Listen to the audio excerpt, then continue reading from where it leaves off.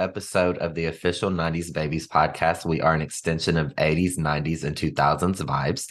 Follow us on Instagram, follow us on Facebook, follow us on YouTube, follow us wherever you stream your favorite podcasts. We are here with voice over legend. He's also an actor as well, but we are just so excited to be here with him. Black royalty, King Phil LaMarr. Why you started looking like that? Like, what? Yeah, you didn't know? We got to give him his flowers. To me, Phil is just the bread and butter of voice acting. Like, your voice is so distinctive, and you have played do you even know how many roles you've done in total? Like, there's so many voices. My goodness. No, I only keep track of the really good ones. But the thing is, we do the voiceover world is built around the fact that they can get 3 voices from you for 1 check. That's the way it's structured. Gotcha. So basically, you don't get hired unless you can do a couple of different voices. And sometimes that's just one little dude in the background, or, something, sometimes it's a lead, but not always. Especially back in the old days for people of color. The way you got in was if they were casting a character specifically, because otherwise, like, no, just have the lead white dude just voice that little black character in the side, background, or this little Asian boy, whatever, because these producers, they weren't thinking about representation, they were thinking about budget. Right. Like, we're already paying this dude for the episode. We have to bring in somebody of color and pay another $800? Screw that. Gosh. Right. That's so unfortunate. That's crazy though, because looking back at like the casting and like the looking at like the shows and like the roster of the people that are on the shows, I have noticed, like, looking at that, you'll see like it'll be like Phil LaMarr and it'll have like a bunch of different voices. And that makes sense how you're saying budget. Because it'll be like, background characters or like the leads, and then like I'm somebody that I just love to research shows and just know like the history of it. And Kath Susi, I don't know if I'm saying her name right, but she was like voicing like, different characters. And like, I was like, oh, I didn't know she did this voice and this voice. And, and it's like, when you think about it, like with your voice, Phil, it's like you can hear your voice, but it's like, wow, that makes a lot of sense. You saying that you have to just be able to do a wide, array of different things. So, but when it really comes down to it, it's not, I hate to say this, I don't want to say this as an insult, but it's like, they're not saying that you're talented. They're saying we want to save money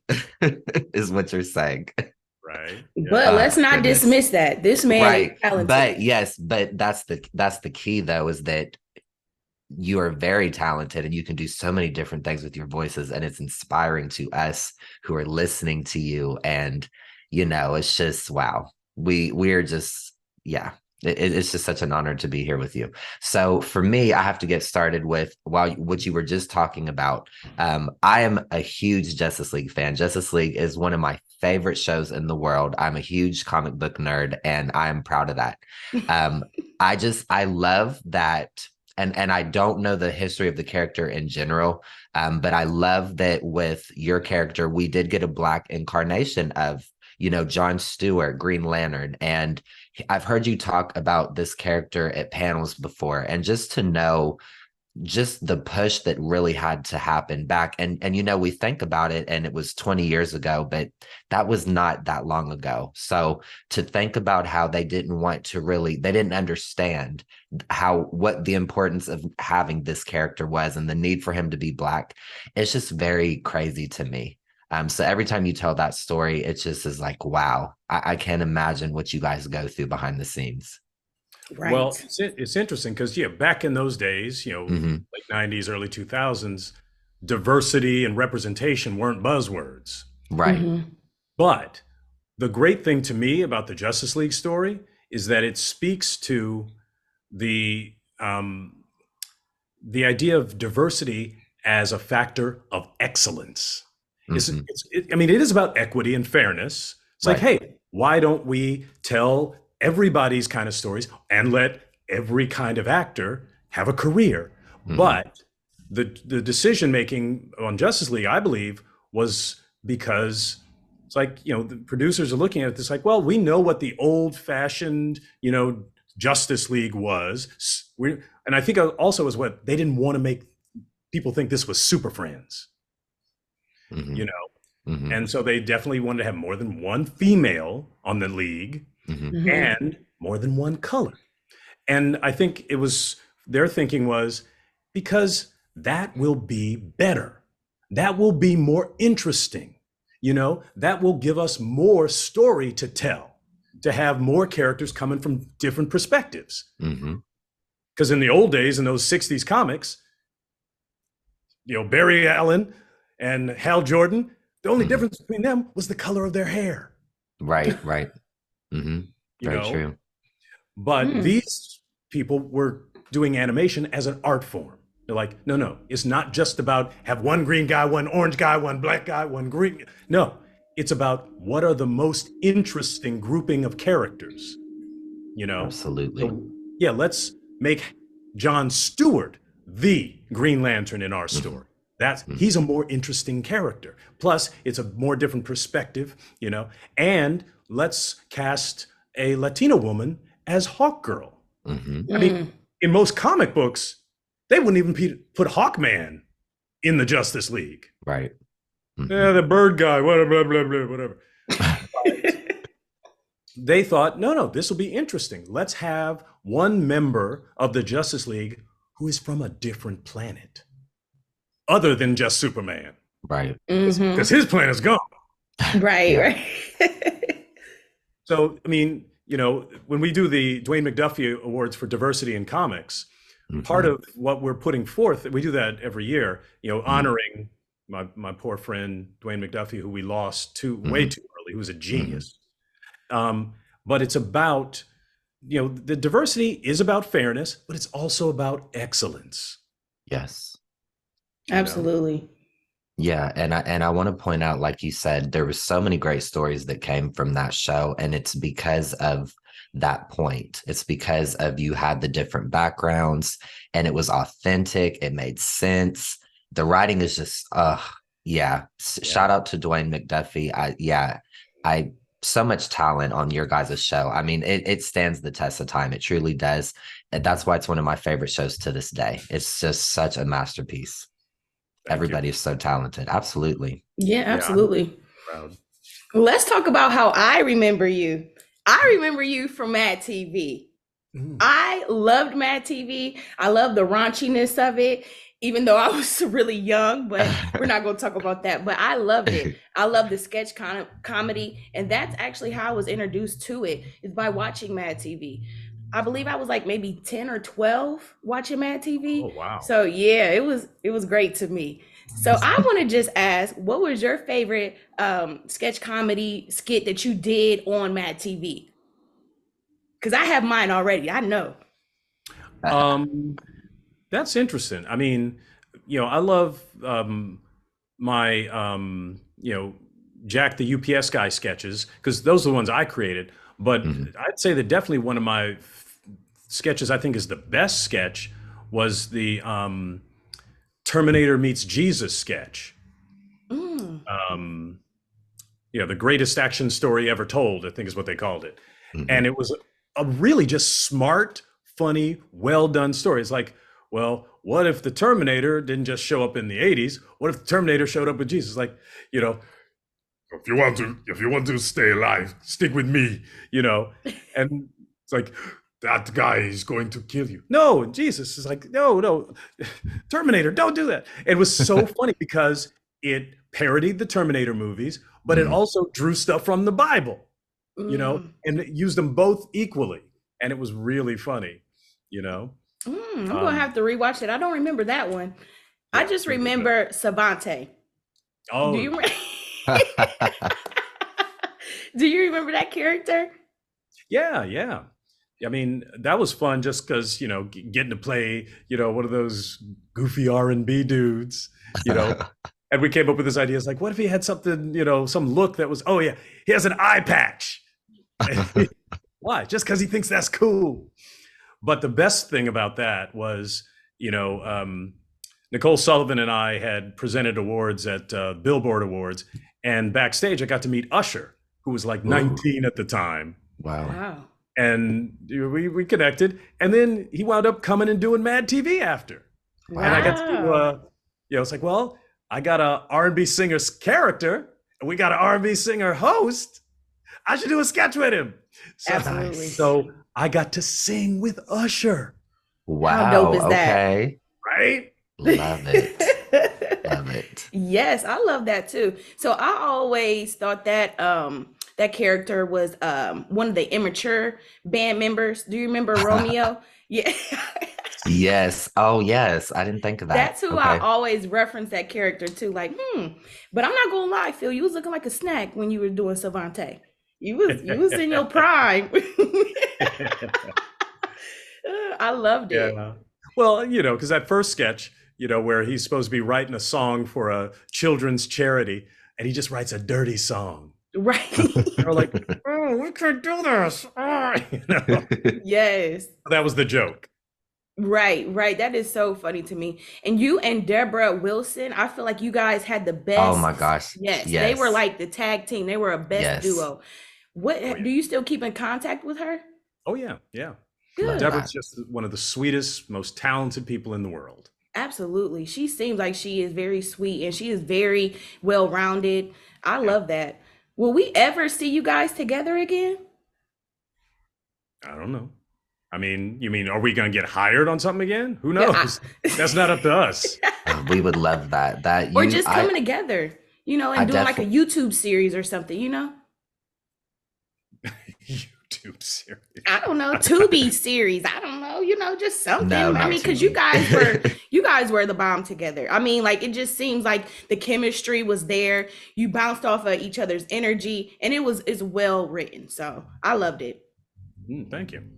Absolutely. Yeah, you two definitely are. I think what made that series so I mean, I saw that series as even better than SNL to me because it was the acting, it was the writing, and just the comedy, just the level of performances were just amazing.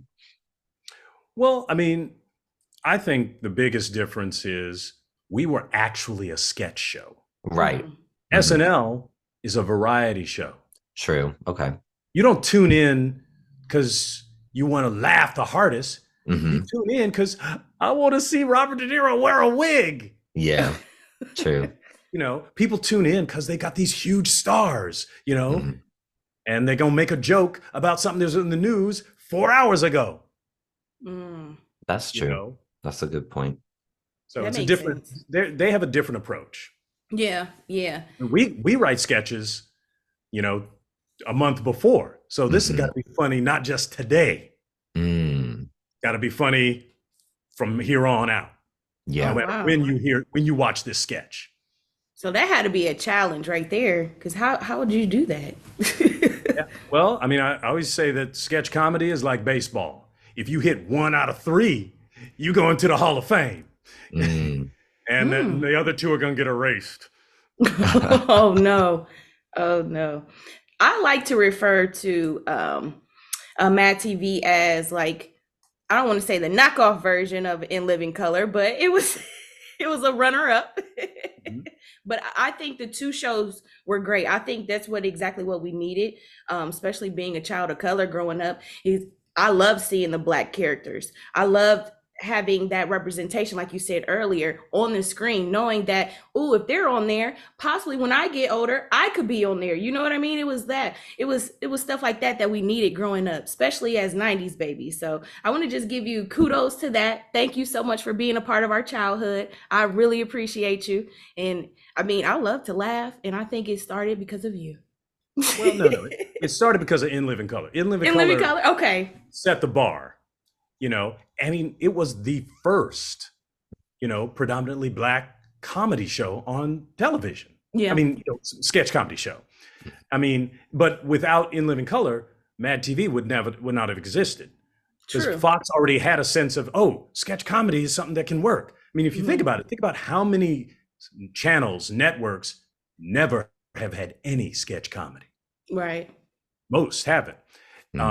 And the only reason Mad TV came into existence is because of In Living Color, and because everybody was thinking in, 94, it's like, ooh, SNL is losing their level. We could take them down. So we were the first other late night sketch comedy show. Actually, the first late night sketch show with more than one black person. Right. Mm. But And you that were was also because of appealing In to Living black Color. and white people. So that was the best thing. Yeah. It wasn't just aimed at, it was like, no, just spread it out. Get the funniest people we can find. Exactly. And unlike SNL, we could find a funny black woman. And you did just that. Yeah, remember that thing about it, bunch of years back, it's like, yeah, we couldn't find it. It's like, what the hell are you talking about? That's They weren't crazy. looking. Yes. Yeah. Mhm. I wonder if they look at any episodes of a Black Lady sketch show now and go, I didn't know there were Right. so many. Yes. Right? Right. Oh, yeah. Mm. They are funny too. Yeah, that's a great example. Actually, it may be because of Black Lady sketch show that now SNL has more than a black woman on it. Mm. That's a good point. I didn't think Or of it might that. be because of George Floyd. Oh, Mm. not sure. Because a lot that made a lot of people who never thought about the concept of representation and diversity think about, oh yeah, maybe we should look like we're in favor of black people instead of looking like an episode of Friends. Right. And speaking of that, you actually were a guest star on Living Single, which to me is, first of all, and now, if I'm not mistaken, Living Single was before Friends, and it was way better than Friends. And I'm not saying that just because we're people of color. I'm saying that because it was a better formula. It was well written, and just, it was just, I hate to say this because I hate to put things down, but for me, Friends just never had any flavor, and there was just never any stories that I could sink my teeth into. But Living Single just was it for me. That was one of my favorite shows growing up. It was my comfort show, and yeah. So that's funny that you said that, because I definitely remember you on that show as well. Yeah. Oh yeah, that was so much fun because everybody in that cast was incredible. Yes. And got to guest with so Heavy talented. D. Yes. Wow. And he was so sweet. I'm so sad that we lost him. I mean, to be honest, Friends was a good show. And Living Single, I mean, I wonder if the producers of Friends would watch Living Single episodes out the corner of their eye and go, let's borrow some of that. But they would never mention it. Right. Because back in those days, things were distinguished by color. It's like, no, it's a group of friends hanging out. It don't matter what color they are, just how funny they are. Friends to me were like the unseasoned chicken, the boiled chicken, That's how I look at it. Oh, that's funny, because I remember I would think about it like Woody Allen movies. Like, what version of New York is this? That's awesome. So can we talk about your childhood? What were you like growing up? Were you always funny? No. I was a little book nerd sitting in the corner reading a book. Really? Yeah. I would have never guessed I only got into performing because of books. Okay. Comic books or just any type of books? No. Well, I read comics, but I also had shelves and shelves of, I had all the Lord of the Rings books, Conan the Barbarian, Sherlock Holmes, all sorts of tons and tons of books. Okay. But in 8th grade, my school was doing a play based on a book that I loved called The Phantom Tollbooth. Okay. And I went to audition for the play, not because I considered myself an actor, but because I love that book. Oh, there's this great scene at the end where this guy is like, where the census taker is going to take your sense of purpose, your sense of duty, But when I auditioned, I wound up getting cast as one of the leads. And that flipped a switch. And I've been chasing that dragon ever since. Wow. That's amazing. Okay. Right. That's what you call blessed, to figure out your passion at an early age. Like, yeah, I mean, because it wasn't a choice. It was just random. And the thing is, this leading character was Tok, the watchdog, who opens the play as the main little boy Milo's clock, doing a monologue alone on stage to the audience under a spotlight. That was how I first performed. Wow. And something like that changes your brain. Mm-hmm. Did you feel pressure when you did that at first? Like, were you nervous or were you excited? It was weird. I walked out on stage and didn't have my glasses on, so I couldn't see nothing. Okay. But I could feel the energy of the people out in the audience. It felt like a wave of water coming up over the edge of the stage. And when it touched my feet, I felt, these people are mine. Wow. And that, made me understand, like you said, that, oh, this is my path now. I enjoy being in front of people. I was never trying to get people's attention and be in front of them before this. Like, oh, where's Phil at? He in the corner reading? Come here, boy. But this changed me.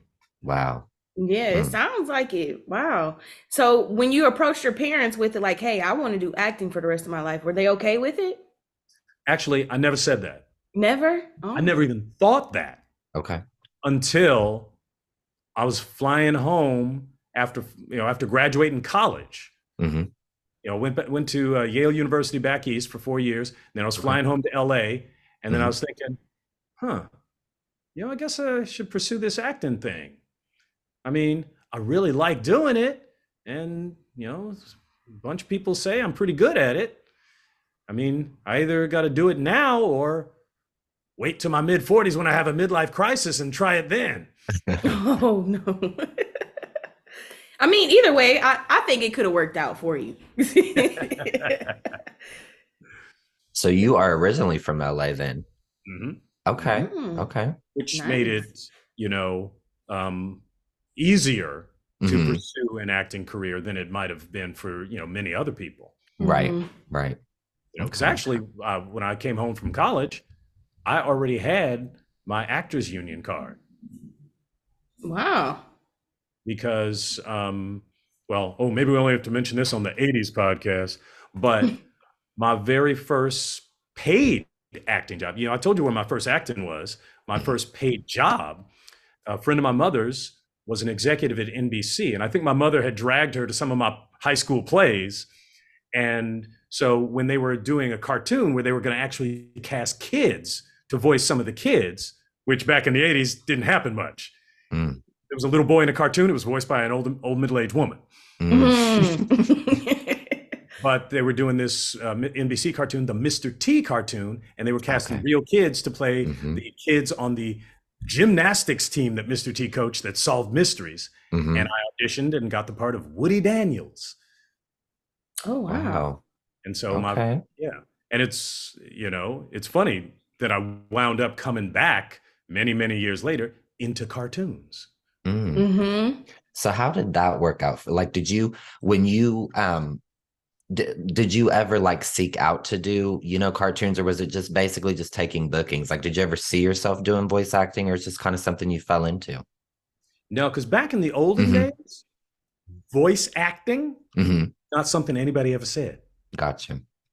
Okay. Doing cartoon voices was just, that Mel Blanc stuff. Right. And before cable, there was just 9 dudes who did every voice of my childhood. Wow. 9? Every cartoon. Yeah. But, after in the 90's and cable came along and Nickelodeon started doing 24 hours of cartoons, there was a lot more jobs. And then people said, oh, what do you do? I do voice acting. Okay. That's when that term got, invented. Okay. So when I was coming up, wasn't a path that you would think about taking. Like, no. You either do theater or TV or movies, and, but, as I started building a career in television and theater, and on Mad TV, we did those little claymation pieces. Yes. So I was like, oh, I know how to work on a microphone again. So that is in the Yeah. late 90s, I actually decided, maybe I should see if I can get some more cartoon jobs. And you Gotcha. did just Well, that, right? I have to say, I mean, honestly, I see you, I see your voice up there with like the Mel Blancs, like the classic, like the goats of animation, like the Looney Tunes and those, because you can do so many different things with your voice. Your voice is so distinctive. And and when you were saying, when you're telling us the story about Mr. T, I also think about who's also another Black queen who I love, Cree Summers.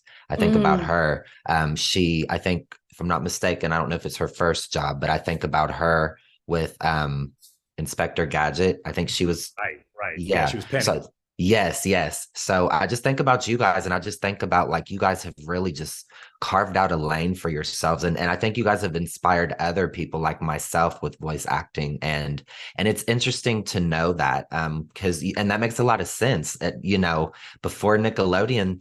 I'm sure back then there wasn't, a lot of cartoons and things like that. Like, not like now, not like, with Cartoon Network and just the 24 hours, you know what I mean? So that makes a lot of sense. But with that happening, now we have, we have Cree Summer, we have so many of these other people, Tara Strong, these people that just their voices are just amazing. And it's incredible. And to me, I mean, this is just me as a fan saying this. I feel like it would be even harder to do voice acting than to be on camera because you have to do it with your voice. You know what I mean? That's just Well, me, like, seeing just the skill and how you guys have to, handle your craft. So much respect to you guys. well, I mean, stage acting, voice Hmm. acting, on-camera acting, whether there is not really one is more difficult than the others. Hmm. It's Hmm. except depending on who you are. Right, right. Some people are amazing on stage, not Hmm. that good on camera. Hmm. And mhm. you see a lot of the other way around, like, they put some, massive movie star in a play on Broadway and it's like, you know, not Right, everybody right, can do everything. But right. Right. you get somebody like Cree Summer who can do everything. Yes. And Cree and I were both very lucky, to have started doing voice acting at a young age back then. And I Hmm. think for her, it was because her father did voiceover in Canada. Oh, okay. Mm. So that's how she was, awakened to the concept of it. And maybe he even got her, hey, we need a kid on this job. Sweetie, come here. I think it was something Mm, like that, okay. But for most people our age, Hmm. would not have ever done anything in front of a microphone except sing. Gotcha. But let's Mm, talk about that. I mean, you could do all, and you can sing. That's the hmm. crazy part. Like, you're not Hmm. bad. You don't sound bad at all compared to what we're listening to now. So, like, I feel like y'all are well rounded. I Well, mean, and I think about back then as well. A lot of actors were classically trained. Like you could sing, you could dance, and you could act. And I feel like that's a skill and a craft that's lost today. Yeah, well, for when you sure. start out your career as an influencer, yeah, you ain't got that leverage. Yeah. Right. It's true. Although TikTokers can dance. But that's it. Was there any type of training that you received to be able to do all of that? Well, I took, drama class in high school. Um, Okay.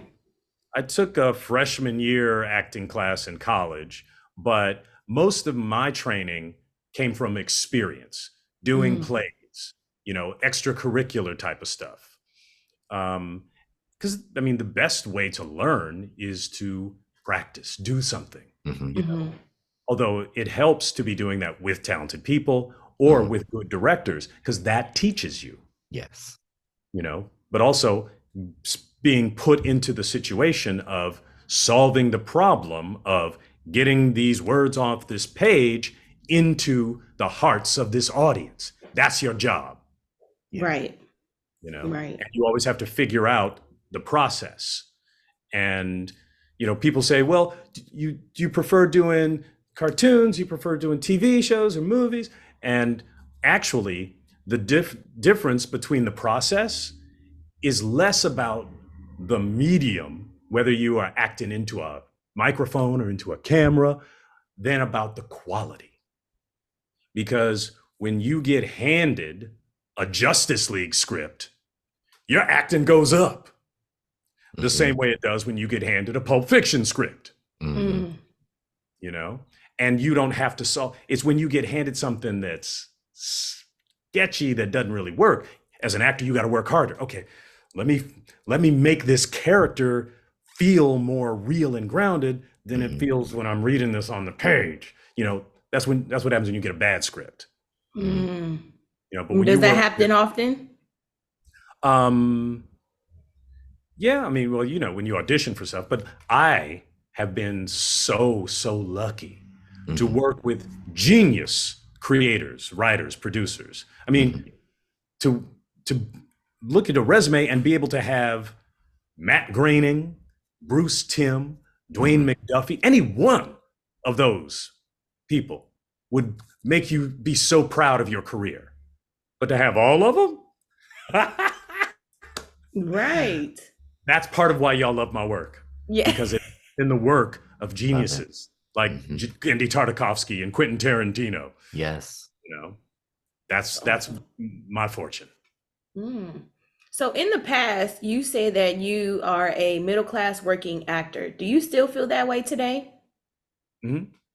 Yeah. Well, I mean, it's also, to me, it's part of the mindset of approaching this. You know, because everybody says, oh, the hardest thing about acting is the rejection.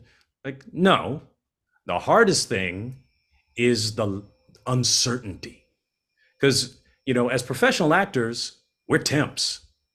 Everything you do ends or could end anytime, any day. You know, whether it's a hit or whether it's a bomb, you don't know. You're just performing, and then you don't know how it's going to respond. So that means, you know, because over the years, I've had people come up, actors who I thought were 5 times better than me, tap out of Hollywood because they didn't have the temperament. It's like, I can't take not knowing if I'm going to be able to pay my rent next month. Screw this. I'm moving back to Ohio and working at my dad's furniture store. Was that a shot at us? Are you in Ohio? Yeah, we're in Ohio. I didn't know that. That's so funny. That is funny. No, but I understand what you're saying. It definitely, yeah, it's I think that you have to be very I can't even think of the word, but you know what I mean? Like you have to have strong faith, and you have to have persistence, and you have to believe in yourself, and you have to just take a risk and just trust the process. I mean, that's with anything in life, but I definitely understand where you guys are coming from, especially in these times with the strikes and everything. I definitely get it. Yeah. Yeah. Do you ever feel like this will be resolved in the near future? Well, I know that it will be resolved because both sides are losing money. You know, all of us actors and writers are not working. So people aren't getting it. But all of those companies are not getting our content.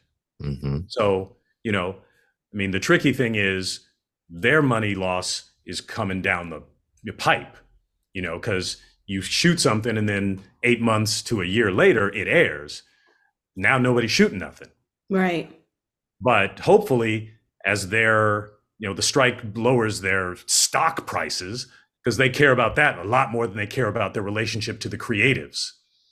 It's crazy. Which is a shame. Hopefully we can just come back to the table and make a compromise. Like, give us enough of this, we'll take enough of that.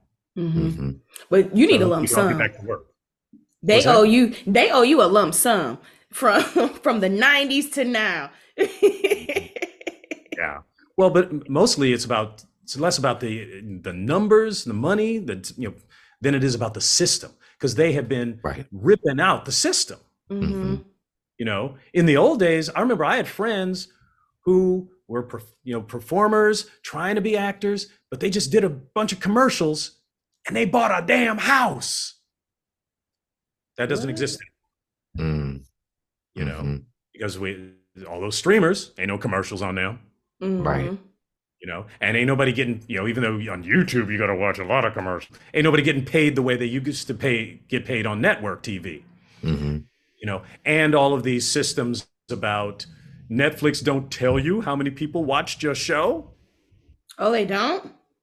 Even though Right. they have so much more information. Because remember in the old days, they used to have the Nielsen, where there have to be one family that had a box in their house, and they represent 10,000 people around them. But no, nowadays, they got your IP. They know what you're watching, exactly how many minutes, and they know where your credit card number is. So, but they don't share that. Right. I was curious about Producers. like from that, like the cable to the streaming. I was curious. I know with like our podcast, we have like the analytics and stuff. So I wondered how that worked, but yeah, we just need to go back to Blockbuster. I almost said Blackbuster, but Blockbuster. Yeah, but think about that. Those days. Think about that. Yeah, but you got access to your analytics. And Shonda Rhimes don't have access to the analytics for her damn Netflix show. Right. That's crazy. Wild. What kind of sense does that make? It's crazy. I think they're lying about that. They know. For me, like I completely understand where actors and creatives are coming from, and it's just it's rigged. It's just it's messed up. And when you really sit down and break it down, like I'll share that I've ran into you at several conventions, Phil, and I love just being at conventions, and I just love the creative aspect and just entertainment. And I had the opportunity to meet Jalil White, who love his work, and he shared during a panel that something that people want to do, I guess, in the industry, like behind the scenes, whatever the powers that be, something that they want to do is they want to, like, extras. Like I've been an extra in a film before. They want to take an extra and they want to, I guess, produce our likeness and then never use us again. And that's, to me, like not even that I care about like my likeness being taken, but it's like when you're creating something and you're taking the human aspect out of it, like it's not even human anymore. You know what I mean? Like it's like you do a Spider-Man film and you have like, it's in New York and you have the people in the background. They're not even humans. You know what I mean? It's so crazy. It's wild to me, the way that things are getting. No, that's terrible. Actually, that whole like, AI thing and the taking extras, taking whoever, you know what that seems to me? Digital enslavement. It's crazy. Just think about it. It's like, okay, Kev, we paid you to do one scene and then we stole your face. We own you now. Right. It's crazy. That is wow. I never heard that word until today. I'm gonna have to use that. Damn, at least in the old days, slaves at least got a boat ride. Right. It's insane. It's crazy. Yeah, it's so crazy. Actually, I was at a con at Dragon Con, and I was I was thinking about the strike, and I was thinking about Sam Jackson's Ezekiel 25:17. And I was thinking, damn it, I wish Jules was on a negotiating committee. Oh my God. I will strike upon thee with great vengeance and furious anger those who attempt to poison and destroy my brother's careers. My name is the Union when I lay my vengeance upon thee. I love how you were able to do that right on the spot. We need like Samurai Jack to like handle this or something. Right. Ooh, yeah. Hey y'all, let's put our prayers together and give the negotiating committee a magic sword. Right? Oh man. Right? Exactly. Off with their heads. Goodness. On a lighter note, Phil, do you have a favorite role that you've ever done? And I know you've done a lot of great work. As you've said, you've been blessed to work with some really great creatives, some really great directors, and really great peers. Do you have something that is one of your favorite things, I will say, that you've ever done? Wow. It's tough. I mean, to pick a favorite, because like I said before about how lucky I've been, am I going to pick the Green Lantern? Or shall I pick the Jedi? I got to be. I grew up with Star Wars, and then I got to play a Jedi. Right. Yes. Or this samurai known as Jack. I mean, Yes. that is such an amazing, that show is a Yes. work of art. Mm-hmm. Or there's this little bit part in a pilot once where I played like this, Spike Lee type director kid who was shooting a soap opera. But in this pilot, the woman playing the lead of the soap opera was Carol Burnett. No way. Wow. Woman I grew up watching. Yeah. The man playing her co-star on the soap opera was Adam West. Wow. Another legend I grew up watching. Wow. That is amazing.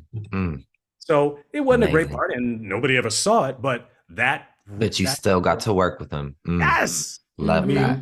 Love it. Like, so, you go back in time, it's like, okay, if you had to pick one part to do again, it's like, Got it. Yeah. well, not for the quality, but for the week of getting to hang and have lunch with. Wow. That's what you call blessed. Carol Burnett just recently had her 90th, and I love Lucy. I mean, who doesn't? But I didn't realize that she, that like Lucy was like her, what am I trying to say? Like her mentor, like she was talking about that, just so much. And I think about this. I recently lost my grandfather who was 96, and in my young mind, he was going to live forever. And it's just like, man, we're losing our pioneers and, our generation that was before us. And it's just like, man, it's just crazy. So that's amazing. That's what a blessing. I love to hear that. Yeah, that losing, legends is, it happens. It's happened all our whole lives. Right. Like I remember always thinking through my life, I wish someday I would meet Sidney Poitier.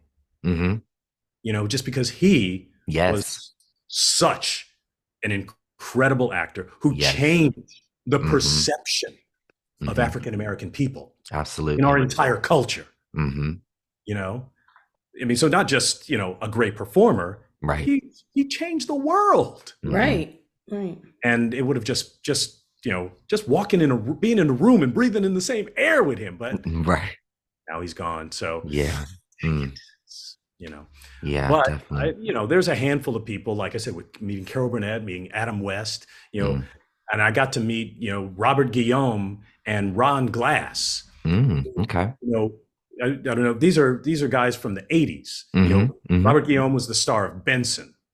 Yes. Okay. I knew the name was familiar. Okay. He was one of the first, because he started out just as a secondary character on the show Soap, but then they did a spin-off where his character got his own show.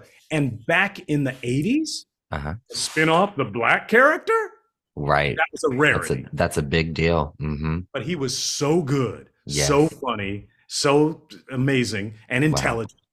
So getting to meet him and Ron Glass, who played Detective Harris on the great sitcom Barney Miller back in the 70s and 80s, getting to meet those guys. Because like you were saying before, Quia, about somebody who puts up an image, it's like, ooh, I could do that.